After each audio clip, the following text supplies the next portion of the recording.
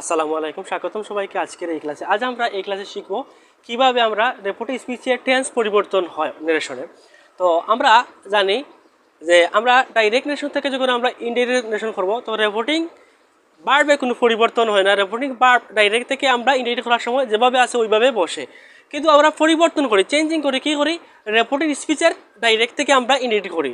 তো ডাইরেক্ট থেকে যখন আমরা ইনডাইরেক্ট করি, তখন রেপোর্টেড স্পিচের টেন্সের পরিবর্তন হয়। অর্থাৎ রেপোর্টেড স্পিচ যদি হয় প্রেজেন্ট ইনডিফিনিট টেন্স, তাহলে ডাইরেক্টে ইনডাইরেক্ট করবো কি আমরা পাস্ট ইনডিফিনিট। রেপোর্টেড স্পিচ এই সেন্টেন্সটি যদি হয় প্রেজেন্ট কন্টিনিউয়াস টেন্স ডাইরেক্টে, তখন আমরা ইনডাইরেক্ট নেশন যখন করবো তখন কী করবো যে past continuous tense. Present continuous যদি রেপোর্টেড স্পিচ থাকে তাহলে কী করবো পাস্ট কন্টিনিউয়াস টেন্স। এবং রেপোর্টেড স্পিচ সেন্টেন্সটা যদি থাকে যে প্রেজেন্ট পারফেক্ট টেন্স ডাইরেক্টে, তখন ইনডাইরেক্ট নেশন যখন করবো তখন কী করবো আমরা পাস্ট পারফেক্ট করবো।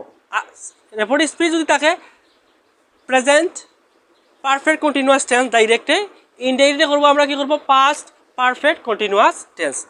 তারপর রেপোর্টেড স্পিচ যদি থাকে পাস্ট ইনডিফিনিট টেন্স ডাইরেক্টে, আমরা ইনডাইরেক্ট করার সময় কী হবে পাস্ট পারফেক্ট টেন্স করবো। আমরা প্রেজেন্ট ইনডিফিনিট হলে পাস্ট পারফেক্ট টেন্স করবো।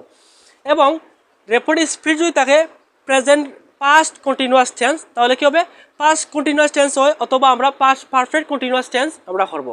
আর রেপোর্টেড স্পিচ যদি থাকে পাস্ট পারফেক্ট টেন্স, তাহলে এটির কোনো চেঞ্জ হবে না। ওইভাবে রেপোর্টেড স্পিচ পাস্ট পারফেক্ট আছে ডাইরেক্টে, আমরা ইনডাইরেক্টে করবো পাস্ট পারফেক্ট টেন্স। তারপরে যদি রেপোর্টেড স্পিচ যদি থাকে পাস্ট পারফেক্ট টেন্স, অর্থাৎ পাস্ট পারফেক্ট কন্টিনিউয়াস টেন্স, তাহলে এটি কোনো পরিবর্তন হবে না। এটি হবে কি পাস্ট ডাইরেক্টে আছে past perfect continuous tense, direct থেকে যখন আমরা ইনডাইরেক্ট করবো এটি হবে কি পাস্ট পারফেক্ট কন্টিনিউয়াস টেন্স। তারপরে রেপোর্টেড স্পিচ থাকে ফিউচার ইনডিফিনিট টেন্স ডাইরেক্টে, ইনডাইরেক্ট করার সময় আমরা অক্সিলারি ভার্বটা উড বসাবো। আর এটি যদি কন্টিনিউয়াস টেন্স হয় ডাইরেক্টে রেপোর্টেড স্পিচ, ইনডাইরেক্ট করার সময় কী হবে উড বি হবে, অর্থাৎ অক্সিলারি ভার্ব শেল বি এর পরিবর্তে উড বি হবে।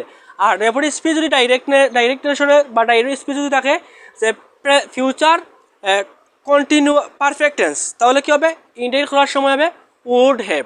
এবং রেপোর্টেড স্পিচ যদি ফিউচার পারফেক্ট কন্টিনিউয়াস টেন্স হয় ডাইরেক্টে, তখন আমরা ডাইরেক্ট নেশন থেকে যখন ইনডাইরেক্ট করবো তখন এটি অক্সিলারি ভার্ব হবে উড হ্যাভ বিন।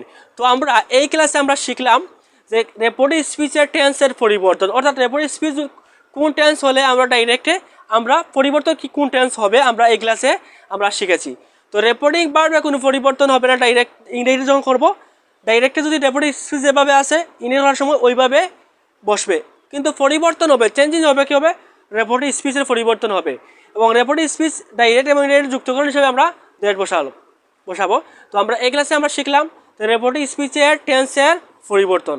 ইনশাআল্লাহ অন্য একটি ক্লাসে আমরা অন্য একটি বিষয় নিয়ে আলোচনা করব। সে পর্যন্ত ভালো থাকুন, সুস্থ থাকুন এবং নিরাপদ থাকুন, এবং অবশ্যই আপনারা আমাদের স্টাডি কন্টিনিউ শান্তিমতো করবেন।